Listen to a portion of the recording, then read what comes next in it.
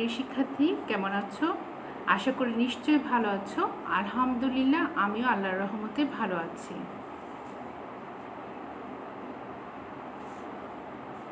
সবাইকে মনোবিজ্ঞানের ক্লাসে স্বাগতম।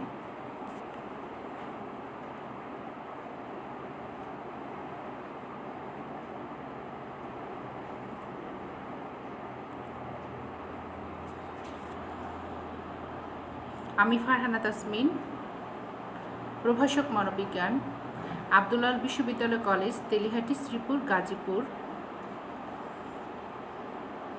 পাঠ পরিচিতি: উচ্চ মাধ্যমিক মনোবিজ্ঞান প্রথম পত্র, বিষয়কোড 123, অধ্যায় প্রথম, মনোবিজ্ঞান পরিচিতি। পূর্ব পাঠের অবগতকরণ।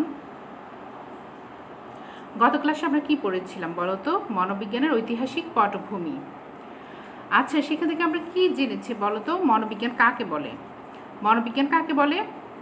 মনোবিজ্ঞান হলো প্রাণীর, প্রধানত মানুষের আচরণ ও মানসিক প্রক্রিয়ার বিজ্ঞানসম্মত পর্যালোচনাকে মনোবিজ্ঞান বলে। প্রাণীর, প্রধানত মানুষের আচরণ ও মানসিক প্রক্রিয়ার বিজ্ঞানসম্মত পর্যালোচনাকে কি বলে? মনোবিজ্ঞান বলে। তাহলে মনোবিজ্ঞানের সংজ্ঞাকে বিশ্লেষণ করলে মনোবিজ্ঞানের কয়টি বিষয়বস্তু পাওয়া যায় বলো তো দেখি? আমরা গত ক্লাসে পড়েছিলাম মনোবিজ্ঞানের বিষয়বস্তুর মধ্যে 4টি বিষয় পাওয়া যায়। 1 হচ্ছে আচরণ, 2 মানসিক প্রক্রিয়া, 3 বিজ্ঞান, 4 হচ্ছে মানুষ ও প্রাণী। মানুষ ও প্রাণী হচ্ছে গিয়ে 1 নম্বর বিষয়বস্তু, 2 নম্বর হচ্ছে মানুষ ও প্রাণীর আচরণ, 3 নম্বর হচ্ছে মানসিক প্রক্রিয়া, 4 নম্বর হচ্ছে বিজ্ঞান। মানুষ ও প্রাণীর আচরণকে ও মানসিক প্রক্রিয়াকে যখন বিজ্ঞানসম্মতভাবে গবেষণা করা হয় তখন তাকে কি বলা হয়? মনোবিজ্ঞান বলা হয়। তাহলে মনোবিজ্ঞানে কী করা হয়? মানুষের আচরণ, মানসিক প্রক্রিয়া সম্পর্কে বিজ্ঞানসম্মতভাবে গবেষণা করা হয়। আজকের পাঠ জৈব সামাজিক বিজ্ঞান হিসেবে মনোবিজ্ঞান।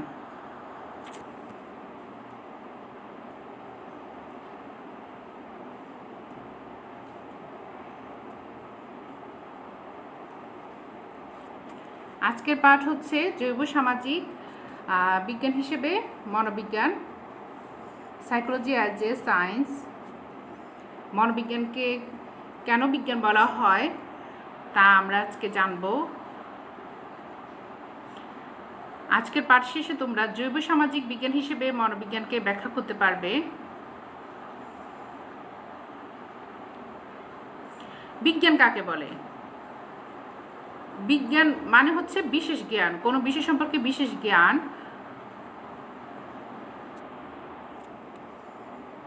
সুশৃঙ্খল ও সুসংবদ্ধভাবে গবেষণালব্ধ বিশেষ জ্ঞানকে বিজ্ঞান বলে। কি?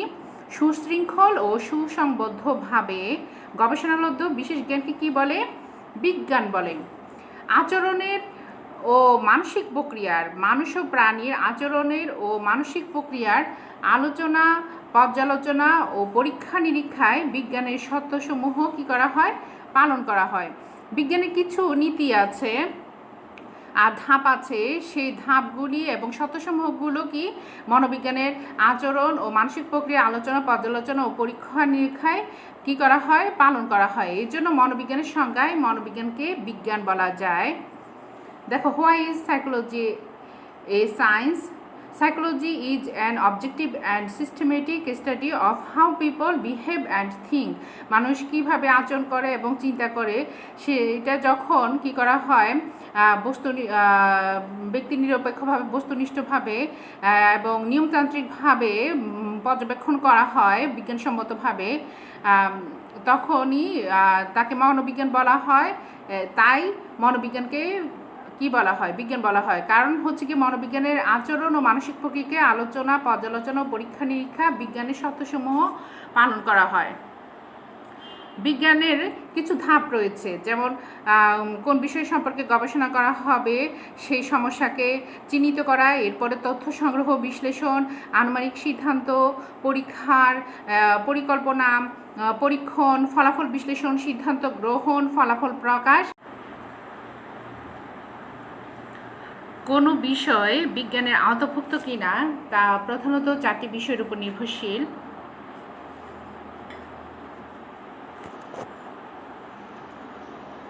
ক, বিষয়বস্তু,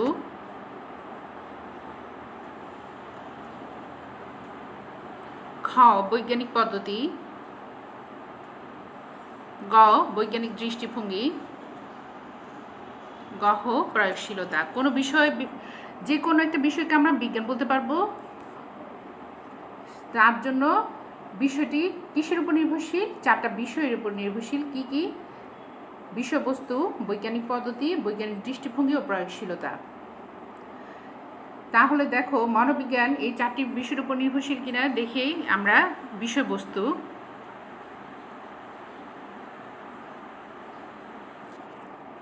কোনো বিষয় বিজ্ঞান কিনা তার কয়টা? 4টা বিষয়ের উপর নির্ভরশীল। 1 নম্বর হচ্ছে কি বিষয়বস্তু। সকল বিজ্ঞানের নির্দিষ্ট বিষয়বস্তু থাকে। যে কোনো বিজ্ঞানের কি থাকে? নির্দিষ্ট বিষয়বস্তু থাকে। যেমন পদার্থবিজ্ঞানের বিষয় কি বলতো? পদার্থ, জড় পদার্থের গুণাবলী, ধর্ম, কার্যাবলী সম্পর্কে জ্ঞান আরোহণ করা হচ্ছে গিয়ে পদার্থবিজ্ঞানের বিষয়বস্তু। জীববিজ্ঞানের বিষয়বস্তু কি বলতো? জীববিজ্ঞানের বিষয় হচ্ছে জীবন্ত প্রাণীর স্বভাব আচরণ সম্পর্কে সুশৃঙ্খলভাবে তথ্য সংগ্রহ করা হচ্ছে গিয়ে জীববিজ্ঞানের বিষয়বস্তু। তাহলে দেখো পদার্থবিজ্ঞানের বিষয়বস্তু হচ্ছে পদার্থের জড় পদার্থের গুণাবলী, ধর্ম, কার্যাবলী সম্পর্কে জ্ঞান আরোহণ করা। আর জীববিজ্ঞানের বিষয়বস্তু হচ্ছে জীবন্ত প্রাণীর স্বভাব আচরণ সম্পর্কে সুস্পষ্ট সুশৃঙ্খলভাবে তথ্য সংগ্রহ করা। ঠিক তেমনিভাবে মনোবিজ্ঞানের বিষয়বস্তু হচ্ছে মানুষের আচরণ ও মানসিক প্রক্রিয়া, মানুষ ও প্রাণীর আচরণ ও মানসিক প্রক্রিয়া সম্পর্কে সুসংগবদ্ধভাবে তথ্য সংগ্রহ করা হচ্ছে গিয়ে মনোবিজ্ঞানের বিষয়বস্তু। তাহলে দেখো পদার্থবিজ্ঞান, জীববিজ্ঞান বা অন্যান্য বিজ্ঞানের মতো মনোবিজ্ঞানেরও বিষয়বস্তু আছে। কোনো বিষয়বিজ্ঞান কিনা তার 4টে বিষয়ের উপর নির্ভরশীল। একটা হচ্ছে বিষয়বস্তু। দেখো তাহলে মনোবিজ্ঞানের মানুষের আচরণ ও মানসিক প্রক্রিয়া সম্পর্কে সুসংবদ্ধভাবে তথ্য আহরণ করা হচ্ছে গিয়ে মনোবিজ্ঞান বিষয়বস্তু। সুতরাং মনোবিজ্ঞানকে বিজ্ঞান বলা যায়। বিষয়বস্তুর দিক থেকে মনোবিজ্ঞানকে কি বিজ্ঞান বলা যায়।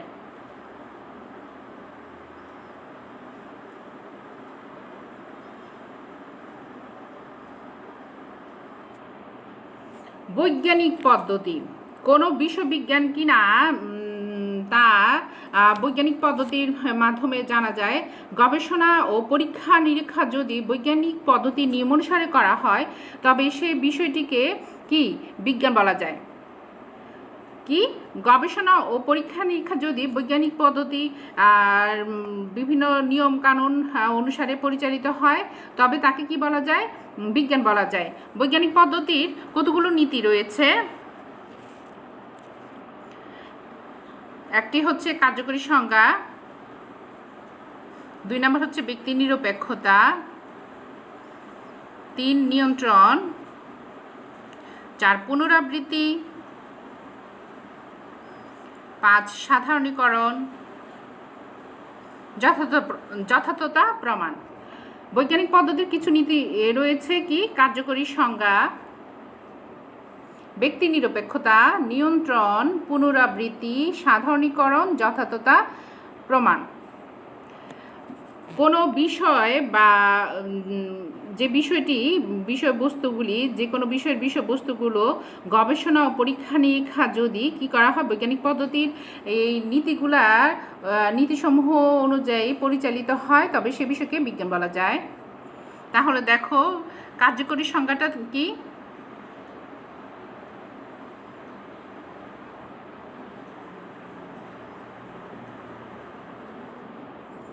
কার্যকরী সংজ্ঞা, অপারেশনাল ডেফিনেশন, যে বিষয় নিয়ে গবেষণা করা হয় তা স্পষ্টভাবে চিহ্নিত করে সহজভাবে বর্ণনা করাই হলো কার্যকরী সংজ্ঞা।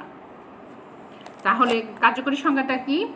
যে বিষয় সম্পর্কে গবেষণা করা হয় তা স্পষ্টভাবে চিহ্নিত করে সহজভাবে বর্ণনা করাই হলো কি কার্যকরী সংজ্ঞা। মনোবিজ্ঞানী প্রাণীর আচরণ সম্পর্কে গবেষণা করেন। মনোবিজ্ঞানী কী করেন? প্রাণীর আচরণ সম্পর্কে গবেষণা করেন। এই আচরণ সম্পর্কে স্পষ্টভাবে চিহ্নিত করে সহজভাবে বর্ণনা করাই হলো কার্যকরী সংজ্ঞা। মনোবিজ্ঞানের আচরণ সম্পর্কে যখন সুস্পষ্ট ধারণা হবে সেটাই হচ্ছে গিয়ে কার্যকরী সংজ্ঞা। প্রাণীর আচরণের মধ্য থেকে, বিভিন্ন ধরনের আচরণের মধ্য থেকে একটি আচরণ বা প্রতিক্রিয়াকে কি করা হয়? পর্যবেক্ষণের জন্য কি করা হয়? নির্বাচন করা হয়। যেমন মনোযোগের একটি কার্যকরী সংজ্ঞা প্রদান করার পরই মনোযোগ সম্পর্কে যদি গবেষণা করা হয়, তবে মনোযোগের একটি কার্যকরী সংজ্ঞা প্রদান করার পরই মনোযোগের উপরে বৈজ্ঞানিক গবেষণা পরিচালনা করা হয়, যে মনোযোগ কাকে বলে। এর কার্যকরী সংজ্ঞা প্রদান করার পরে মনোযোগ সম্পর্কে একটি সুস্পষ্ট ধারণা নেওয়ার পরে এই মনোযোগ সম্পর্কে কি করা হবে? বৈজ্ঞানিক গবেষণা পরিচালনা করা হয়। এক্ষেত্রে ধারণাসমূহকে কি করা হয়? এমনভাবে সংজ্ঞায়িত করা হয় যেন সংজ্ঞার সাথে চলের সমন্বয় থাকে। সংজ্ঞার সাথে কি? চলের সমন্বয় থাকে। এখন আমি বলেছি কি চল কাকে বলে? যা কিছু পরিবর্তনশীল তাকেই চল বলে। আর কার্যকরী সংজ্ঞা ব্যতীত গবেষণার বিষয়বস্তু অস্পষ্ট হয়ে ওঠে। এই জন্য কার্যকরী সংজ্ঞা বিষয়বস্তু সম্পর্কে ব্যক্তি সঠিক সিদ্ধান্ত আসা যায় না। কার্যকরী সংজ্ঞা ছাড়া কি করা যায় না? গবেষণার বিষয়বস্তু অস্পষ্ট হয়ে ওঠে এবং বিষয়বস্তু সম্পর্কে সঠিক সিদ্ধান্তে আসা যায় না। তাই কার্যকরী সংজ্ঞা খুবই গুরুত্বপূর্ণ। কোনো বিষয়বিজ্ঞান কিনা তা দেখতে হবে যে বিষয়টিকে গবেষক সুস্পষ্টভাবে চিহ্নিত করে সহজভাবে বর্ণনা করেছে কিনা। যদি সুস্পষ্টভাবে চিহ্নিত করে সহজভাবে বর্ণনা করা হয় তবে তাকে বলা হয় কার্যকরী সংজ্ঞা। আশা করি বুঝতে পেরেছ কার্যকরী সংজ্ঞা কাকে বলে। যে বিষয় নিয়ে গবেষণা করা হবে তাকে সুস্পষ্টভাবে চিহ্নিত করে সহজভাবে যদি বর্ণনা করা হয় সেটাই হচ্ছে গিয়ে কার্যকরী সংজ্ঞা।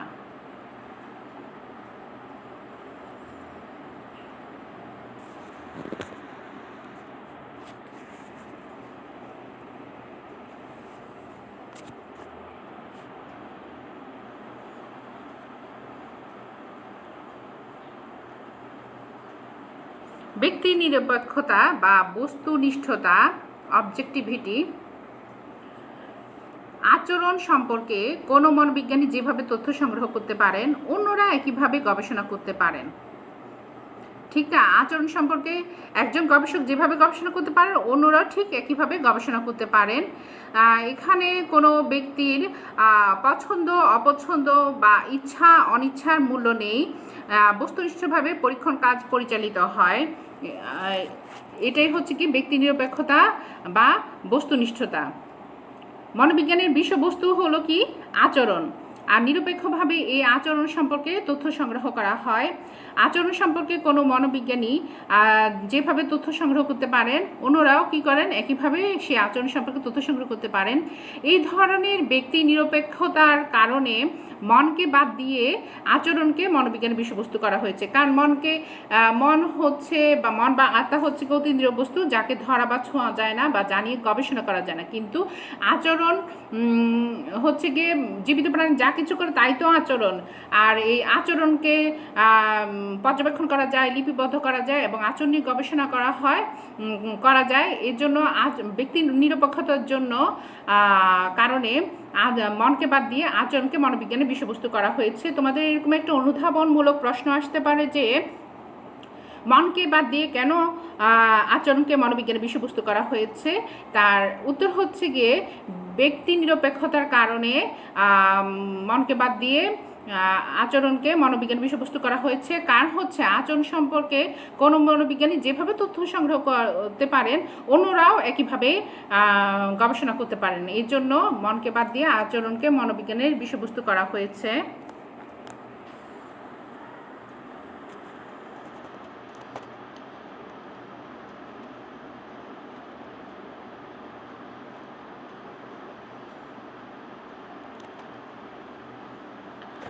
পুনরাবৃত্তি।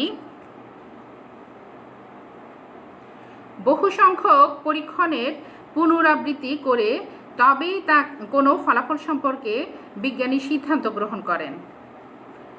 কোনো একটা গবেষণা করার পরে গবেষক কী করেন?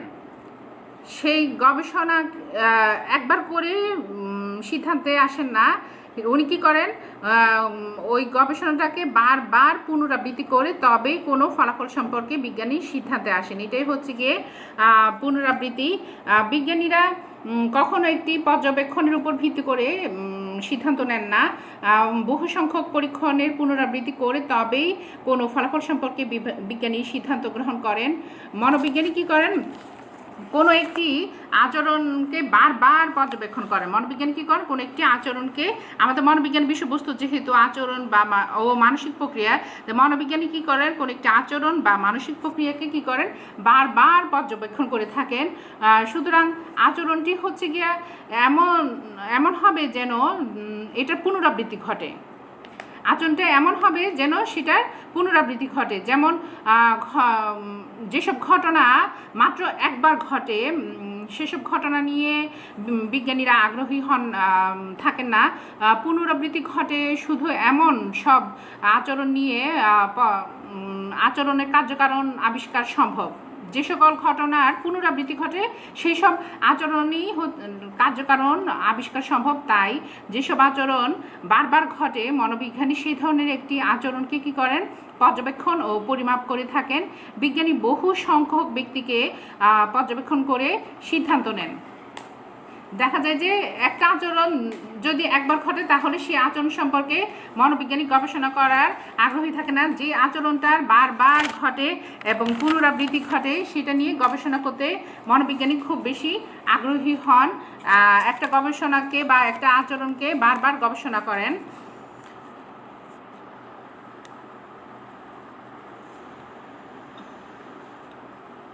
যেমন রসায়ন গবেষণাগারে কি করা হয়, রসায়ন গবেষণাগারে বিশেষ অনুপাতে হাইড্রোজেন ও অক্সিজেন এর মিশ্রণে কি হয়, পানি পাওয়া যায়। রসায়নের গবেষণা কি হয়, বিশেষ অনুপাতে হাইড্রোজেন ও অক্সিজেনের মিশ্রণে কি পাওয়া যায়, পানি পাওয়া যায়।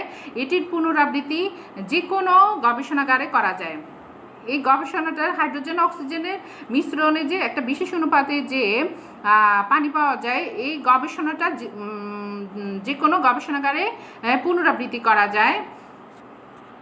ঠিক তেমনি কোনো শিশুর বা শিক্ষার্থীর শিক্ষণে পুরস্কৃত করলে, শিক্ষার্থীকে তার শিক্ষণে যদি পুরস্কৃত করা হয় তবে সেটা কি হবে, পরবর্তীতে শিক্ষণকে তা ত্বরান্বিত করে। শিক্ষণে কি করা হয়, পুরস্কৃত করলে পরবর্তীতে শিক্ষণের উন্নতি ঘটে। এই গবেষণাটা যে কোনো গবেষণাগারে করা যায়। এর কারণে মনোবিজ্ঞানেও যে কোনো গবেষণা আচরণ মানসিক প্রক্রিয়াকে পুনরাবৃত্তি করে তারপরে সিদ্ধান্ত নেওয়া হয়। তাই পুনরাবৃত্তিও বৈজ্ঞানিক পদ্ধতির যে নীতি পুনরাবৃত্তি, মনোবিজ্ঞানেও এটা মানা হয়।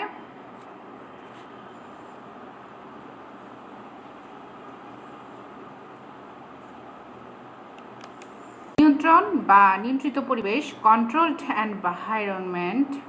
পরীক্ষক সাধারণত একটি উদ্দীপক পরীক্ষণ পাত্রের উপর প্রয়োগ করেন। কি করেন, একটি উদ্দীপক পরীক্ষণ পাত্রের উপর প্রয়োগ করেন। উদ্দীপক কাকে বলে, যা কিছু প্রাণী স্নায়ুতন্ত্রকে উত্তেজিত করতে সক্ষম তাকে উদ্দীপক বলে, বা যার প্রতি প্রাণী সাড়া প্রদান করে তাকে উদ্দীপক বলে। তো পরীক্ষক সাধারণত যে কোনো একটি উদ্দীপককে পরীক্ষণ পাত্রের উপর প্রয়োগ করেন এবং তার ফলাফল লক্ষ্য করেন গবেষণায়। পরীক্ষণে যাতে বাহ্যিক চলের প্রভাব না পড়ে সেজন্য গবেষক নিয়ন্ত্রিত পরিবেশে গবেষণার কাজ পরিচালনা করেন। এখন এখানে যে বললাম যে চল, কোনো পরীক্ষণে গবেষক কি করেন, নির্ভরশীল চলের উপরে অনির্ভরশীল চলের প্রভাব দেখতে চান। তো চল কাকে বলে, যা কিছু পরিবর্তনশীল তাকে বা যাকে পরিবর্তন করা যায় তাকে চল বলে। চার প্রকার: অনির্ভরশীল চল, নির্ভরশীল চল, মধ্যবর্তী চল, বাহ্যিক চল। তো কোনো পরীক্ষণে নির্ভরশীল চলের উপরে আমরা কি করি, অনির্ভরশীল চলের প্রভাব দেখতে চাই। অনির্ভরশীল চল কাকে বলে, কোনো পরীক্ষণে আমরা যে চলের প্রভাবটা দেখতে চাই সেটাই হচ্ছে অনির্ভরশীল চল। আর অনির্ভরশীল চলের প্রভাবে যে চলের পরিবর্তন হয় তাকে বলে কি, নির্ভরশীল চল। আর অনির্ভরশীল চল ও নির্ভরশীল চলের মধ্যে সম্পর্ক স্থাপন করে যে চল সেটা হচ্ছে মধ্যবর্তী চল। আর কোনো পরীক্ষণে আমরা যে চলের প্রভাব দেখতে চাই না তাকে কি বলে, বাহ্যিক চল। এখন দেখো, পরীক্ষণে যাতে বাহ্যিক চলের প্রভাব না পড়ে বাহ্যিক জল প্রভাব না পড়ে সেজন্য গবেষক নিয়ন্ত্রিত পরিবেশে গবেষণার কাজ পরিচালনা করেন। এটাকে নিয়ন্ত্রণ বা নিয়ন্ত্রিত পরিবেশ বলে। নিয়ন্ত্রণ পরীক্ষণের নিয়ন্ত্রণ বলতে বোঝায় চলের নিয়ন্ত্রণকে। কোন চলের নিয়ন্ত্রণকে? বাহ্যিক চলের নিয়ন্ত্রণকে। যে পরীক্ষণে আমরা যে চলের প্রভাব দেখতে চাই না সেই চলটিকে যখন আমরা নিয়ন্ত্রণ করব সেটাকেই বলতেছে কি চলের নিয়ন্ত্রণ। বিজ্ঞানী যখন কি করেন, কোনো আচরণ পর্যবেক্ষণ করেন তখন তা গবেষণাগারের নিয়ন্ত্রিত পরিবেশেই করেন। অনির্ভরশীল চলের প্রভাবে প্রাণীর আচরণে যে পরিবর্তন লক্ষ্য করা যায় তা হলো নির্ভরশীল চল। ঠিক আছে, অনির্ভরশীল চলের প্রভাবে প্রাণীর আচরণে যে পরিবর্তন লক্ষ্য করা যায় তা কি নির্ভরশীল চল। অনেক সময় বাহ্যিক চলের প্রভাবে পরীক্ষণের ফলাফল প্রভাবিত হয়। মানে কোনো পরীক্ষণ আমরা যে চলের প্রভাব দেখতে চাই না, বাহ্যিক চলের প্রভাবে। যেমন ধরো যখন একটা গবেষণাগারে গবেষণা করা হচ্ছে, কি করা হচ্ছে, পরীক্ষণ পাত্রের উপরে নির্ভরশীল চলের উপরে অনির্ভরশীল চল প্রভাব দেখা হচ্ছে। এর মধ্যে যদি বাইরের শব্দ, বিভিন্ন রকমের শব্দ, আলো, বিভিন্ন তাপমাত্রা, গাড়ির শব্দ, এগুলি এই শব্দ আসে তাহলে কি হবে, পরীক্ষণে বিঘ্ন ঘটাতে পারে। তাই বলেছে কি, তাই চলের নিয়ন্ত্রণটা খুবই জরুরি। দেখা যায় যে অনির্ভরশীল চলের প্রভাবে প্রাণীর আচরণে যে পরিবর্তন লক্ষ্য করা যায় তা হলো নির্ভরশীল চল। আর অনেক সময় বাহ্যিক চলের প্রভাবে পরীক্ষণের ফলাফল প্রভাবিত হয়। তাই চলের নিয়ন্ত্রণ খুবই জরুরি। পরীক্ষক সাধারণত কি করেন, একটি উদ্দীপক পরীক্ষণ পাত্রের উপরে প্রয়োগ করেন এবং তার ফলাফল লক্ষ্য করেন। একটি উদ্দীপক ব্যতীত অন্যান্য যে সকল উদ্দীপক রয়েছে সেগুলোকে গবেষক কী করেন, অপরিবর্তিত রাখেন, অর্থাৎ ধ্রুব রাখেন। বাহ্যিক চলকে ধ্রুব রেখে পরীক্ষণ পরিচালনাটাই হচ্ছে গিয়ে নিয়ন্ত্রিত পরিবেশ বা নিয়ন্ত্রণ। এতে একটি উদ্দীপক প্রয়োগের ফলে আচরণে কী পরিবর্তন হয়েছে সে সম্পর্কে বলা যায়। আশা করি বুঝতে পেরেছো। তাহলে কি কোনো গবেষণায় নিয়ন্ত্রিত পরিবেশে কি করা হয়, নির্ভরশীল চলের উপর অনির্ভরশীল চলের প্রভাব দেখতে চাওয়া হয় এবং সেখানে কি করা হয়, অবচিত বা বাহ্যিক চলগুলোকে ধ্রুব বা অপরিবর্তিত রেখে পরীক্ষণ কার্য পরিচালনা করা হয়। মনোবিজ্ঞানের গবেষণায় এইরকম নিয়ন্ত্রণ বা নিয়ন্ত্রিত পরিবেশে মনোবিজ্ঞানের গবেষণা পরিচালনা করা হয়। এই জন্য মনোবিজ্ঞানকে বিজ্ঞান বলা যায়।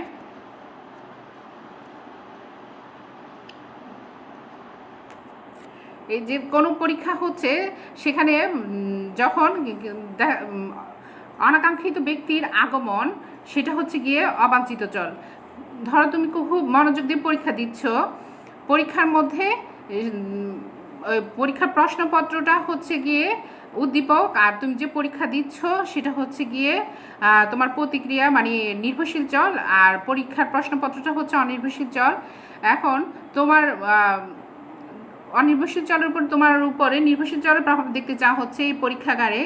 এর মধ্যে যদি বাইরে থেকে কোনো ব্যক্তির আগমন ঘটে তাহলে সেটা হচ্ছে বাহ্যিক চল। এইভাবে গবেষণাগার বা পরীক্ষাগার এমনভাবে নিয়ন্ত্রিত করতে হবে যাতে বাইরে থেকে কোনো ব্যক্তি না আসতে পারে।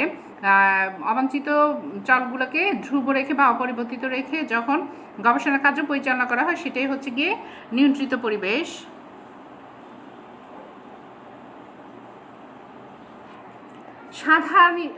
সাধারণীকরণ, জেনারেলাইজেশন।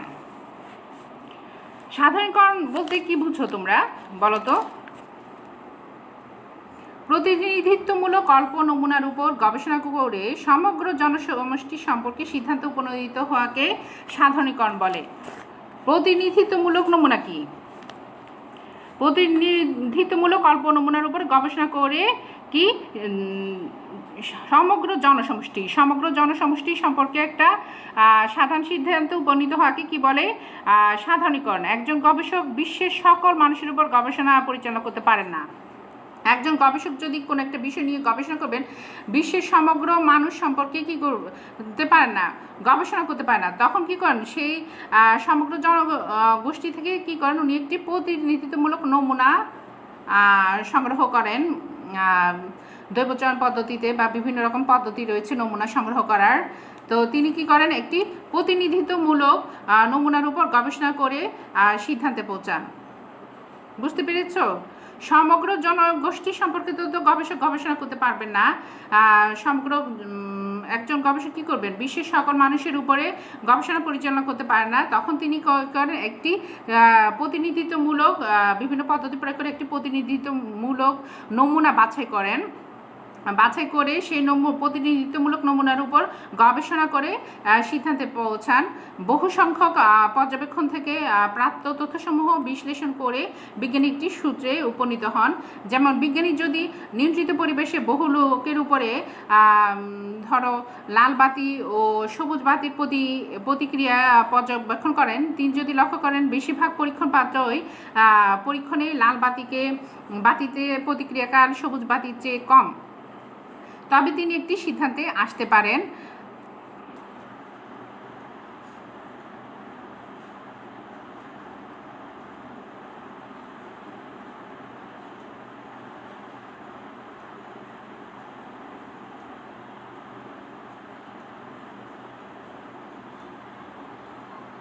যথার্থতা প্রমাণ ভেরিফিকেশন। বিজ্ঞানী যখন তার গবেষণার ফলাফল প্রকাশ করেন তখন পৃথিবীর বিভিন্ন দেশের বিজ্ঞানীগণ উক্ত পরীক্ষণের হুবহু পরীক্ষা করে দেখতে পারেন। যদি পূর্বের পরীক্ষার সাথে সঙ্গতিপূর্ণ ফলাফল পাওয়া যায়, একই ফলাফল পাওয়া যায়, একজন গবেষক গবেষণা করে যে ফলাফল পেয়েছেন অন্য গবেষকও যদি গবেষণা করে একই ফলাফল পান তবে তাকে যথার্থ বলা হয়। ঠিক আছে, যে বিষয়বস্তু বা যে বিষয়টা নিয়ে গবেষণা করার জন্য গবেষণা আর কার্য পরিচালনা করা হচ্ছে, গবেষণার ফলাফলে যদি সেই ফলাফলটি পাওয়া যায় তাকে যথার্থ বলা হয়। আর হচ্ছে একজন গবেষক একটা গবেষণা করে যে ফলাফল পেয়েছেন অন্য গবেষকও যদি গবেষণা করে একই রকম ফলাফল পান, অর্থাৎ যদি পূর্বের পরীক্ষার সাথে সঙ্গতিপূর্ণ ফলাফল পাওয়া যায় তবে তাকে যথার্থ বলা যায়। মনোবিজ্ঞানে এরকম যথার্থতা প্রমাণ করা হয় একটি গবেষণা করে, যেমন শিক্ষণের উপর বলবদ্ধকের প্রভাব। যদি আমরা এটা নিয়ে গবেষণা করি, আমাদের প্রকল্প হতে পারে কি যে শিক্ষণের উপর বলবদ্ধকের প্রভাব রয়েছে। তো একজন গবেষক যদি গবেষণা করে শিক্ষণের উপর বলবদ্ধকের প্রভাব রয়েছে এই ফলাফল পান, আরেকজন গবেষকও যদি একই ফলাফল পান, তাহলে কি হচ্ছে, গবেষণার ফলাফলটাকে যথার্থ বলা যায়। আশা করি বুঝতে পেরেছো যথার্থতা কাকে বলে। যদি পূর্বের পরীক্ষার সাথে সঙ্গতিপূর্ণ ফলাফল পাওয়া যায় তবে তাকে যথার্থ বলা যায়।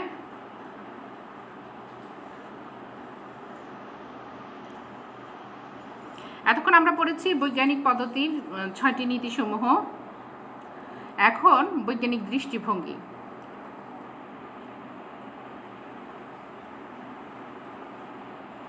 Scientific attitude. বৈজ্ঞানিক দৃষ্টিভঙ্গি কাকে বলে?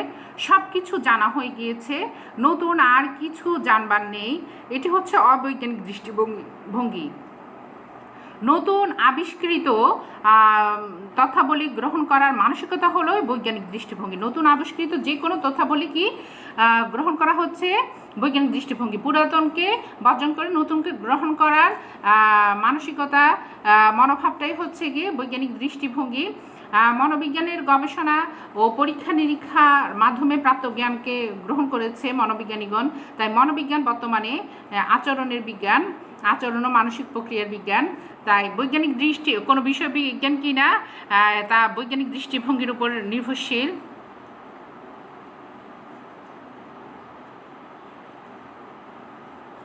প্রয়োগশীলতা, অ্যাপ্লিকেবিলিটি। অর্জিত জ্ঞান মানুষের দৈনন্দিন জীবনে কার্যক্রম সহজ করার লক্ষ্যে ব্যবহার করাই প্রয়োগশীলতা। গবেষণারত প্রাপ্ত তথ্যকে যখন দৈনন্দিন জীবনে কার্যক্রমে সহজ করার লক্ষ্যে ব্যবহার করা হয়, বাস্তব জীবনে প্রয়োগ করা হয়, তাকে বলে কি? প্রয়োগশীলতা। বৈজ্ঞানিক পদ্ধতিতে প্রাপ্ত জ্ঞান মানুষের ব্যবহারিক জীবনে কল্যাণে প্রয়োগ করা হয়। যেমন মনোবিজ্ঞানের প্রাপ্ত জ্ঞানকে আমাদের দৈনন্দিন জীবনে কাজে লাগানো হয়। এই যে improve communication, build self confidence, build better relationships in this your career.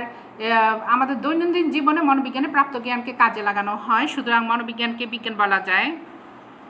প্রাপ্ত গবেষণালব্ধ প্রাপ্ত জ্ঞানকে যখন কি করবে মানুষের ব্যবহারিক জীবনের কল্যাণে প্রয়োগ করা হয় তাকে প্রয়োগশীলতা বলে।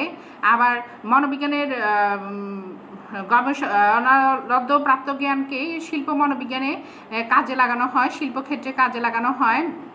কর্মচারী নির্বাচন, কর্মকর্মী বিশ্লেষণ, কিভাবে কর্মচারীদের পদোন্নতি হবে, কিভাবে তাদেরকে কর্মদক্ষতার উন্নয়ন করা যাবে, কিভাবে প্রশিক্ষণ দেওয়া যাবে, এগুলো মনোবিজ্ঞানের গবেষণালব্ধ প্রাপ্ত তথ্যকে শিল্পক্ষেত্রে কাজে লাগানো হয়।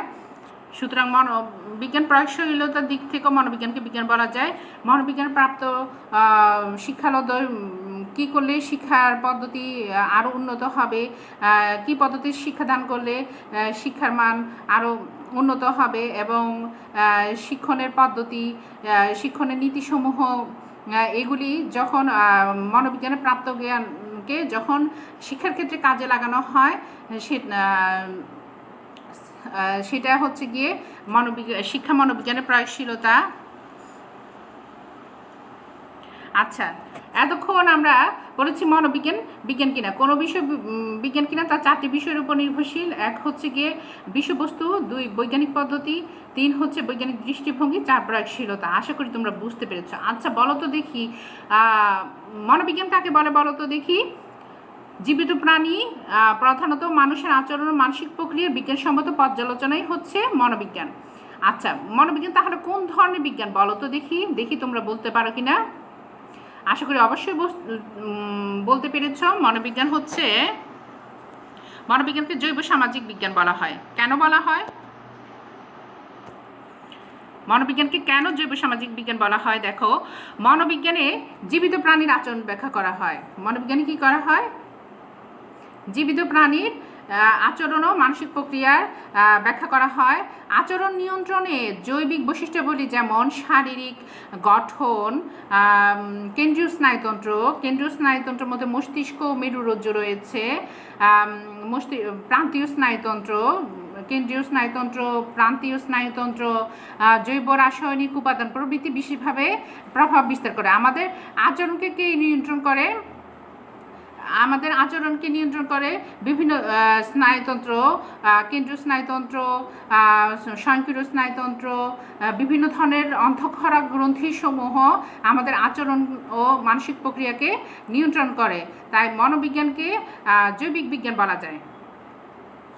আমাদের আচরণ ও মানসিক প্রক্রিয়াকে যেহেতু নিয়ন্ত্রণ করে কেন্দ্রীয় স্নায়ুতন্ত্র, মেরুরজ্জু, স্বয়ংক্রিয় স্নায়ুতন্ত্র, তারপরে কি অন্তঃক্ষরা গ্রন্থিসমূহ, তাই মনোবিজ্ঞানকে জৈবিক বিজ্ঞান বলা যায়। তাহলে এইরকম যদি প্রশ্ন আসে মনোবিজ্ঞানকে জৈবিক বিজ্ঞান কেন বলা হয়, তাহলে উত্তর হচ্ছে আমাদের আচরণ ও মানুষ ও প্রাণীর আচরণ, জীবিত মানুষ ও প্রাণীর আচরণ ও মানসিক প্রক্রিয়াকে নিয়ন্ত্রণ করে বিভিন্ন ধরনের স্নায়ুতন্ত্র, কেন্দ্রীয় স্নায়ুতন্ত্র, স্বয়ংক্রিয় স্নায়ুতন্ত্র, যেমন কেন্দ্রীয় স্নায়ুতন্ত্রের মধ্যে আছে মস্তিষ্ক ও মেরুরজ্জু, তারপরে স্বয়ংক্রিয় স্নায়ুতন্ত্র, বিভিন্ন ধরনের অন্তঃক্ষরা গ্রন্থিসমূহ আমাদের আচরণকে নিয়ন্ত্রণ করে। তাই মনোবিজ্ঞানকে জৈবিক বিজ্ঞান বলা যায়। আচরণ কেবল জৈবিক বৈশিষ্ট্যাবলী দ্বারাই প্রভাবিত হয় না, আমাদের আচরণের উপর প্রভাব বিস্তার শুধু জৈবিক বৈশিষ্ট্যাবলী দ্বারাই প্রভাবিত হয় না, সামাজিক পরিবেশ দ্বারাও প্রভাবিত হয়।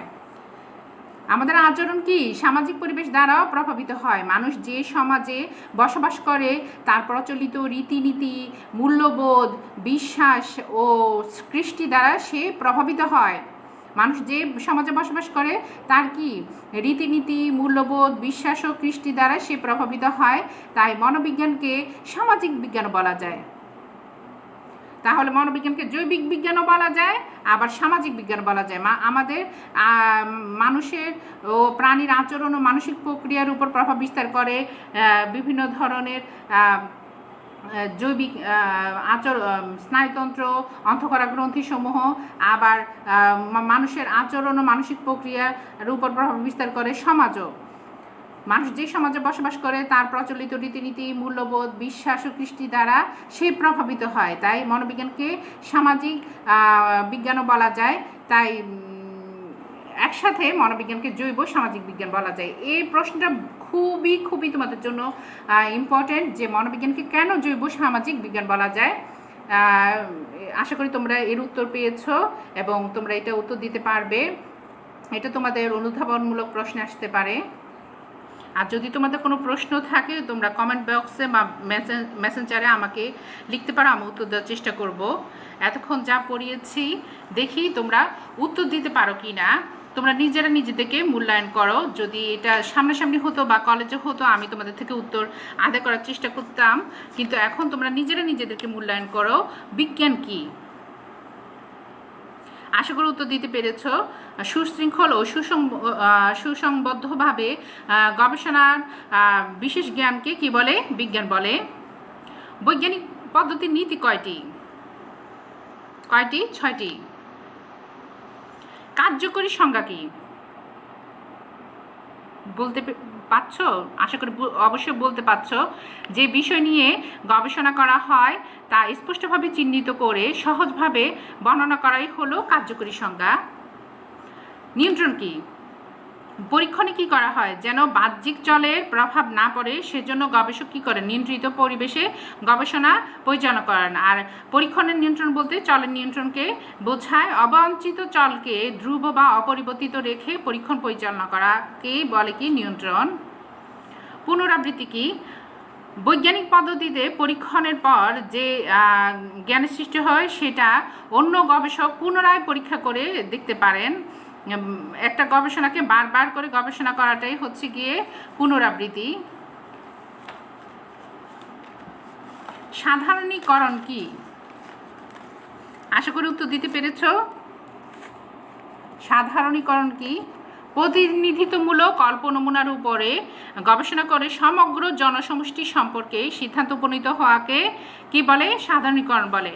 প্রতিনিধিত্বমূলক অল্প নমুনার উপর গবেষণা করে সমগ্র জনসমষ্টি সম্পর্কে সাধারণ সত্যে উপনীত হওয়াকে সাধারণীকরণ বলে। যথার্থতা কি? ব্যক্তির যে আচরণ বা বৈশিষ্ট্য পরিমাপ করা প্রয়োজন এটা ঠিক তাই যদি পরীক্ষণ করে তবে তাকে যথার্থ বলা যায়।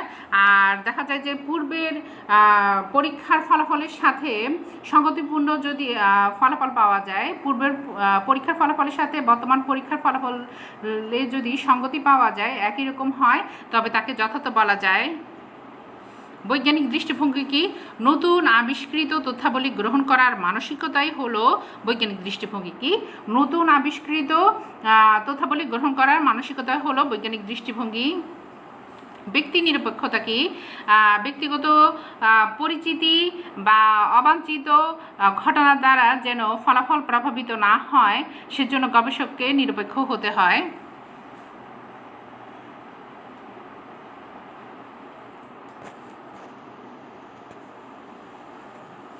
বাড়ি কাজ জৈব সামাজিক বিজ্ঞান হিসেবে মনোবিজ্ঞানকে ব্যাখ্যা করো। আজকের ক্লাসে অংশগ্রহণ করার জন্য সবাইকে অসংখ্য অসংখ্য ধন্যবাদ। সবাই ভালো থাকবে, সুস্থ থাকবে এবং নিয়মিত অনলাইন ভিডিও ক্লাসগুলো দেখে নিয়মিত বাসা বসে পড়াশোনা করবে। আজকে এ পর্যন্ত। আল্লাহ হাফেজ।